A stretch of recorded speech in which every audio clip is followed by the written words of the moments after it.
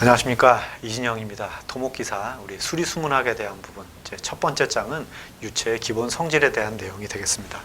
여러분, 유체의 기본 성질을 해석하기 위해서는 먼저 유체가 뭐냐라고 하는 기본적인 내용을 아셔야 되겠죠.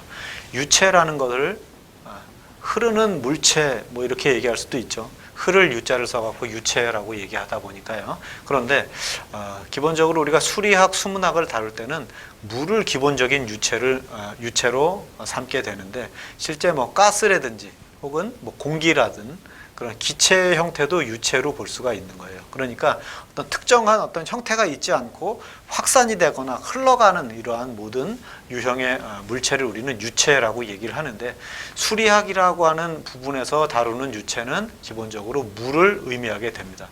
대부분 기계공학이라든지 뭐 다른 공학 분야에서는 유체를 해석을 할 때 가스를 혹은 뭐 기체를 매개체로 하는 그러한 경우도 많은데, 그러한 부분을 우리는 유체역학으로 다루게 되는 학문 분야가 되겠고요. 유체역학이 아니라 물을 다루니까 우리는 수리학 혹은 수문학이라는 용어로 다루게 되는 거죠. 수문학에서 우리가 다루는 유체는 물이 되겠습니다. 물의 성질을 그래서 잘 아셔야 되는데, 기본적으로 물을 다루기 이전에 이상유체, 그 다음에 실제 유체를 우리가 구분할 수 있어야 되겠어요. 이상유체와 실제 유체를 구분하는 것은 크게 두 가지 성질입니다. 압축성과 점성에 대한 개념이죠. 그래서 압축성을 갖고 있느냐, 압축성을 갖고 있지 않느냐에 따라서 압축성을, 실제 유체는 압축성을 갖고 있는 유체가 되고요. 그걸 이상적으로 보면 압축성 없는 상태로 우리가 간주하겠다. 그래서 비압축성 유체를 이상유체, 완전유체라고 보게 되는 거죠. 또 점성이라고 하는 것은 물체가 흘러간다, 흐르는 성질을 갖는다라고 얘기를 했는데, 이 흐르는 성질을 갖지 않도록 방해하는 성분을 우리는 점성이다라고 얘기를 하는 거예요.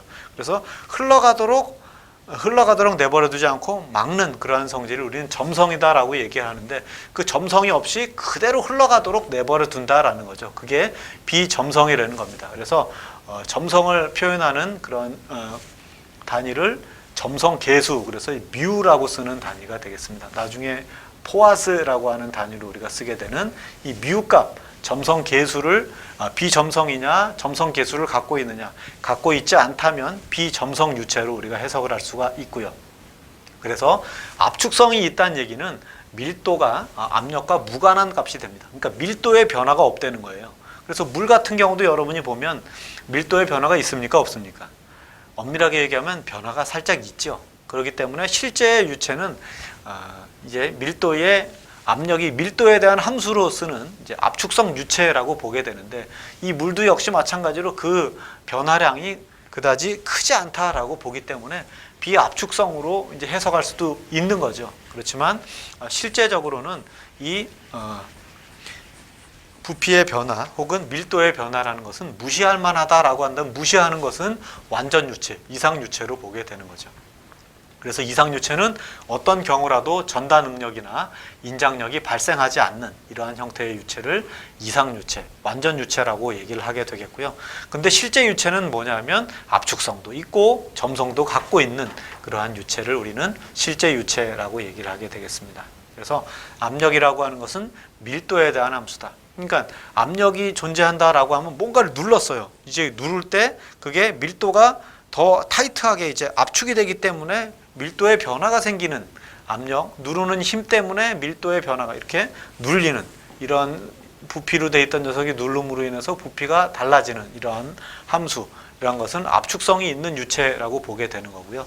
점성 유체의 경우는 점성 계수가 0이 아니라는 거죠. 그렇기 때문에 점성이 흐름을 방해하는 성질을 갖고 있다. 그래서 이제 난류와 층류, 레이놀즈 수를 가지고서 나중에 구분하게 되는데, 그렇게 구분하는 기준이 점성을 갖고 있느냐 갖고 있지 않느냐라고 하는 레이놀즈 수와 연결이 된다라는 것이죠. 그래서 레이놀즈 수를 계산해 보시면 뮤분의 로 VD, 그렇죠? 로 VD 이렇게 이제 쓸 수가 있습니다. 점성 계수에 대한 밀도, 속도, 그 다음에 관경에 대한 함수로 이제 레이놀즈 수를 정의를 하게 되고요. 이 값이 얼마냐에 따라서 난류와 층류를 구분하는 그런 구분의 기준이 되겠습니다. 자, 그 다음에 우리가 여러분이 아셔야 될 것은 밀도나 중량이나 단위 중량, 더 나아가서 비체적, 비중에 대한 그런 함수가 되겠습니다. 밀도라는 것은 뭐냐면 단위 최적당 질량의 크기를 얘기하게 되겠습니다. 우리 최적을 뭐라 그러냐면 V, 볼륨이라고 쓰고 질량은 mass, M이라고 쓰게 되겠습니다. 그래서 밀도라고 하는 로라고 쓰는 밀도는 단위 부피당 질량으로 정의를 하죠. V분의 M으로 씁니다. 여기서 이제 V분의 M이라고 썼죠. 자, 그 값은 G분의 W, 즉 이제 W라고 하는 값은 단위 중량이다라고 얘기한다면 단위 중량을 갯마라고 쓰기도 하고 W 오메가라고 쓰기도 합니다. 그래서 이 단위 중량 밑에 이제 중량 단위 중량이 나오는데 단위 중량이라고 한다면 이 단위 중량과 G 값은 뭐냐면 중력 가속도가 되는 거죠. 이 값은 어떤 관계가 있냐면 갯마는 로 G다 이렇게 이제 쓰게 되죠. 갯마는 로지다. 단위 중량이라고 하는 것은 밀도에다가 중력 가속도를 곱한 값이 단위 중량이 된다. 근데 이 단위 중량 값을 수리학 책에서는 W 오메가라고 이제 쓰기도 한다 이 말이에요. 다른 여타 책에서는 이제 갯마라고 쓰는 경우가